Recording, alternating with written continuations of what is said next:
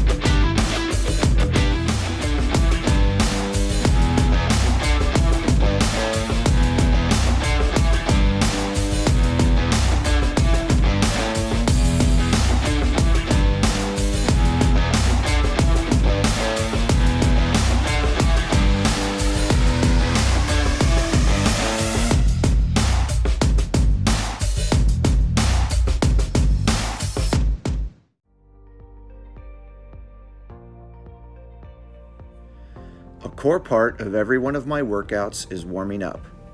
I do this through a series of functional movements. Some call this greasing the groove, and it is essential for preparing the body for work ahead. My regular routine involves a series of bends, body weight movements, dynamic stretches, rotations, crawls, and also movements with resistance bands. It only takes about 5 minutes, but it's a very important 5 minutes. I will be incorporating these warm-ups every morning before I start hiking while on the AT.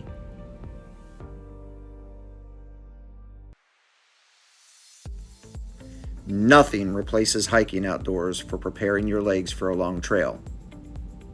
You simply can't duplicate the uneven terrain, steep slopes, and downhills on a piece of equipment.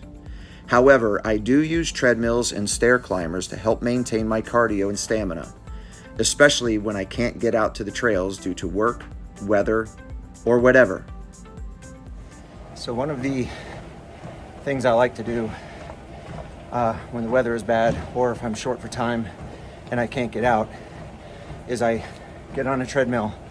I set it for 3 miles an hour, and I generally walk no less than an hour, but I've walked as long as 3 hours when time permits.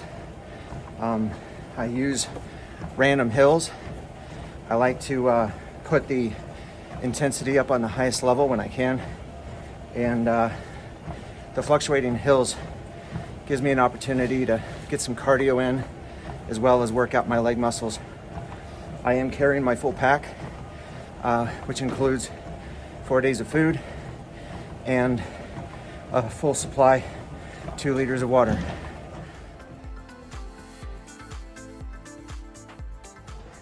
There are 604 steps from the arch at the bottom of Amicalola Falls to the top of the falls on the approach trail. So the stair climber is a very good way to build up that fitness or to maintain that level of fitness in preparation for the start of a northbound hike at the approach trail.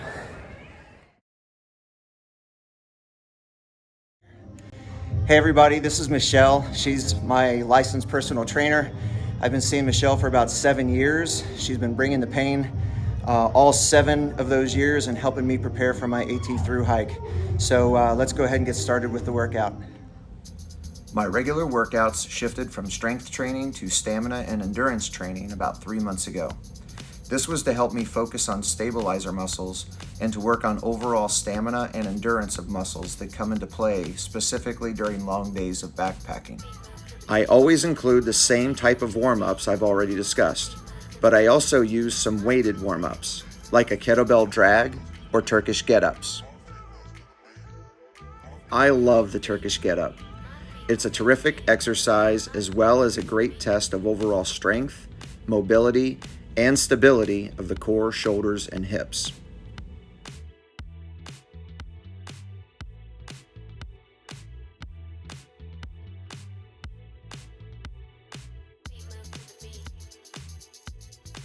Another favorite exercise I've really grown to love is the kettlebell bent press. I do these in variations of standing and kneeling, and they provide amazing results in movement, mobility, and strength in the shoulders, hips, thoracic spine, and core. So Michelle, why is it important if I'm going to be hiking 2,200 miles that I still work out my upper body? We've been doing some upper body workouts to get your upper back strong for the stamina that you need to carry that backpack for 8, 9, 10 hours a day. So I've been focusing on a lot of the upper back, traps, lats to get your strength up, the durability and the stamina to hold that backpack for the duration of everyday hike.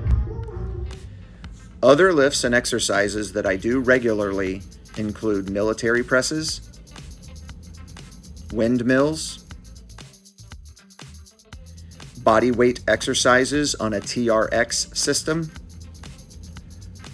fireman's carries,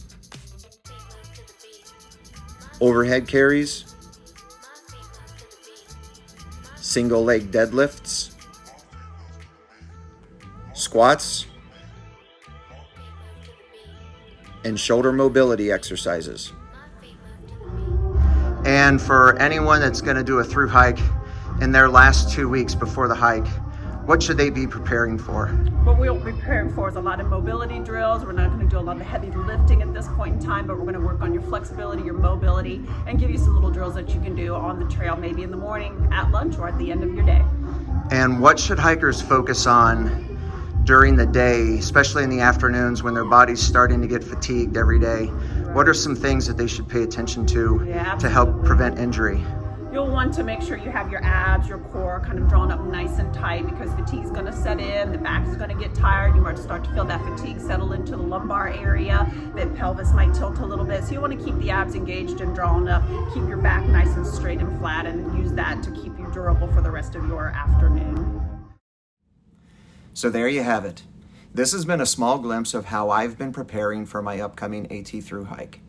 I do want to say though that this shouldn't be considered the way to prepare. It is only how I've been preparing. Also, no one should think that this is necessary in order for them to be successful on the AT or any other thru-hike for that matter. There are literally thousands of examples of successful thru-hikers who've completed long trails without this type of workout program.